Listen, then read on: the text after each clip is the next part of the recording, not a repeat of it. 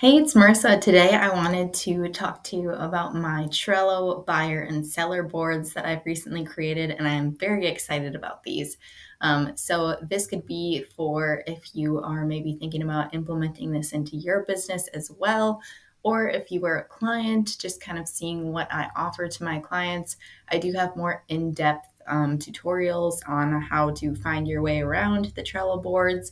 But this is just kind of explaining what's in my Trello boards and how I made them, so that if anyone wants to recreate and kind of make it their own, they could do that. So this is my test buyer board, and this is just a template that I use for everyone. I'll make a copy of this board and then I'll rename it with the buyer's name. So first we have initial to-dos card. So I attach pretty much all of these documents to each card. So you could go and open it. And if you lost your buyer guide, you could open this up and you could download a new buyer guide. So it's all right here, all in one place. It's super nice. Click the X over here and I believe you can download that as well. So you could print it off if you lost yours. So these are the initial steps. So I like to have them review the buyer guide and then complete the buyer questionnaire. Then we have the initial meeting, which is very informal. It can be done at the office if my clients prefer, or it can be done over Zoom or even over just a phone call. So I have the date on there and I make this date visible in green by inputting it. I input a due date of whatever date it's happening on. I save it and then I check it as complete, so that it lights up as green. Otherwise, if there is a date that is not checked, it just goes like this.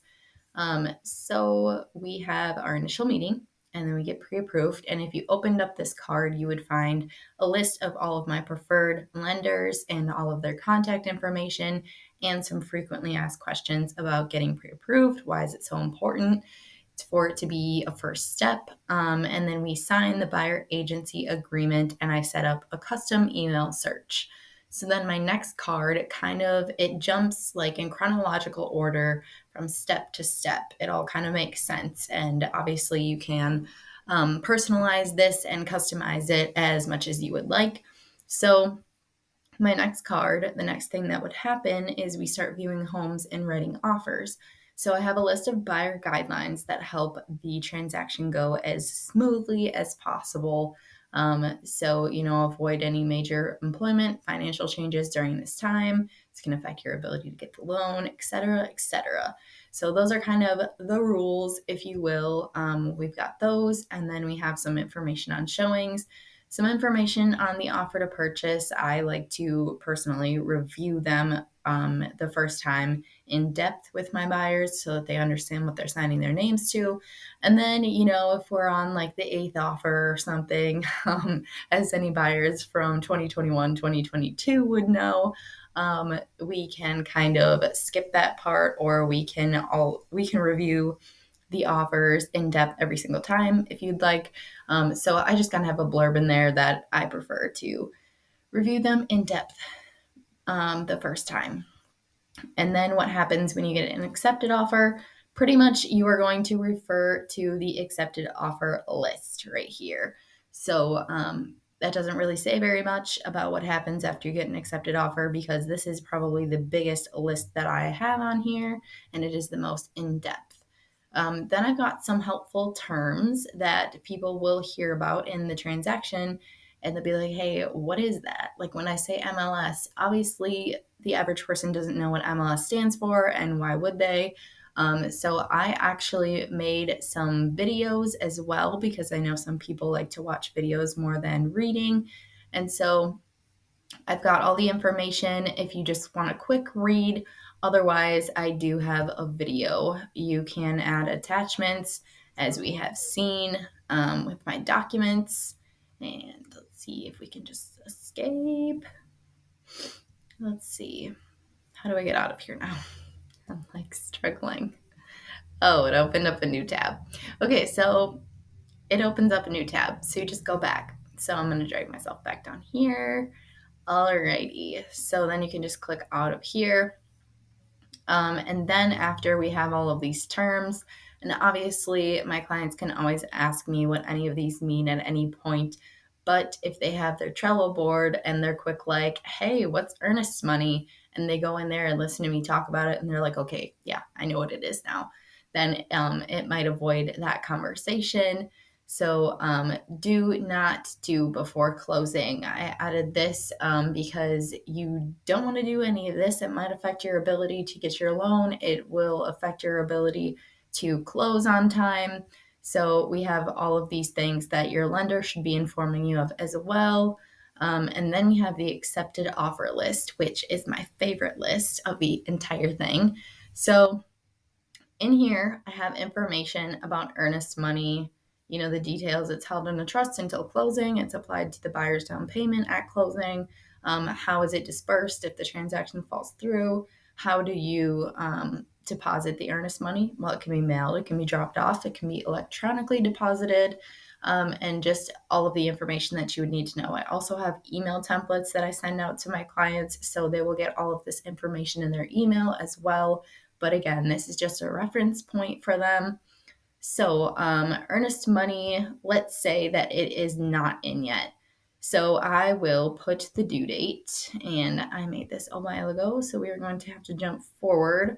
Let's say that it's due on September 14th. We are going to click it as not done yet. So it would show up just like this. Now, once my clients deposit the earnest money, I check the date as complete, and then I add a label as complete. And all of these are customizable. So I just made it say complete and in progress. You can make it say whatever you want. So then it shows up like this, and it's kind of a visual checklist. So then, for example, the home inspection, let's say that we have it scheduled, but it hasn't happened yet. Like then maybe I would put in progress.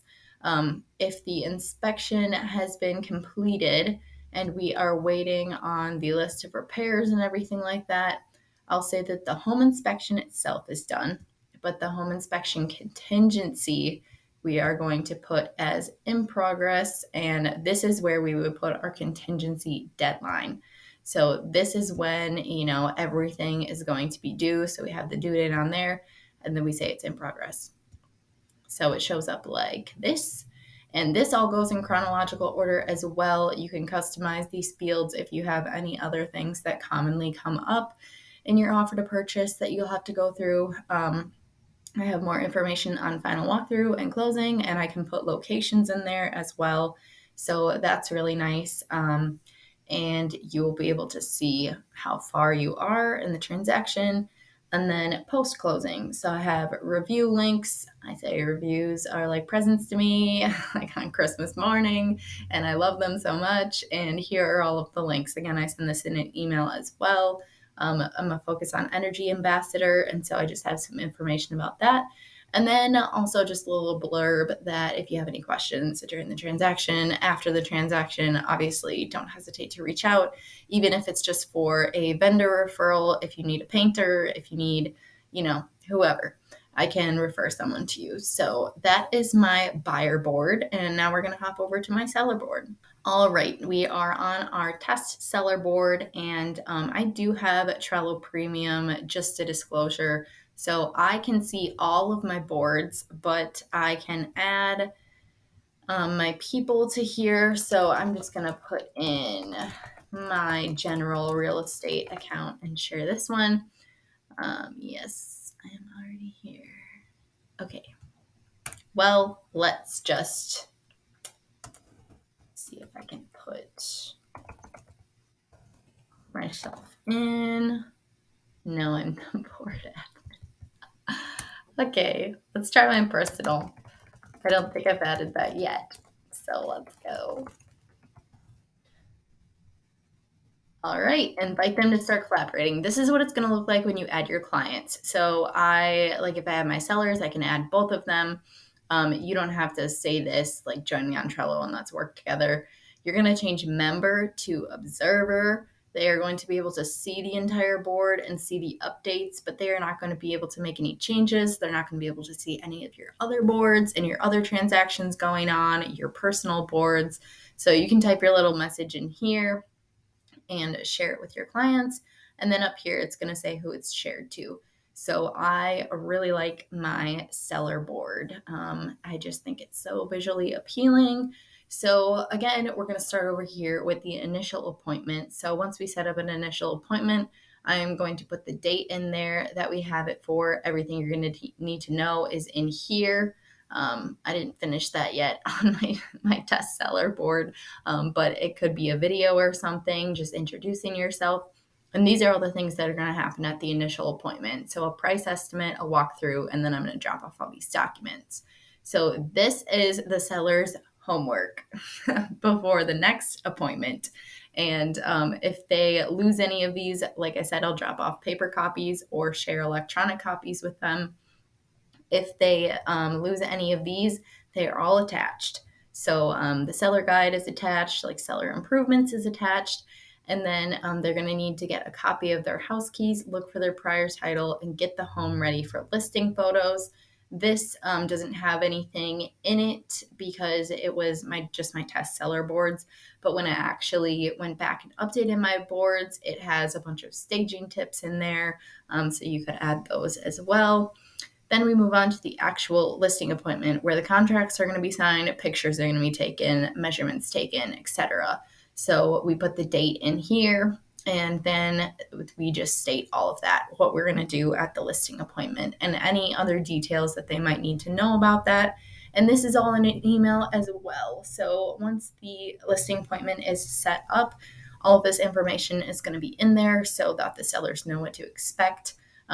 So we just go through like that. And then listing live, this is going to be the date that the listing is going to go live in MLS. And then we have some information on showings, information on open houses, and presenting offers. Kind of just like frequently asked questions in there as well. And then these are the same terms from the buyer board. So nothing different there. I think I made my buyer board first, and then I made a copy of that board and customized it to be my seller board. So pretty much all of this is transferred over from there, and you can actually copy an entire list. So you can copy this list and then you can say move list, and the new copied version you can move to an entire other board. So that's exactly what I did. And then same thing for listing accepted offer. We've got some information in here. We've got dates, and it is like our little checklist, and it is awesome. And then we have reviews as well, focus on energy and any questions. So these are all customized. My buyer boards are just the buyer's name, and then my seller boards are the address of the property that is for sale. So I think that is pretty much everything I have to say. If you want to make a copy of this entire board, you say show menu, you go to more, and then you say copy board. So it'll let you rename the board and everything like that. And then, like I said, if you want to share it with your clients, you go up here and you press share board. So I would highly advise testing it out and putting yourself in there as an admin, and then maybe using your personal email account just to test it out, see what it looks like. Make sure that you cannot see your other boards with your personal account. But that is pretty much it. And you can always star these as well to keep them near the top.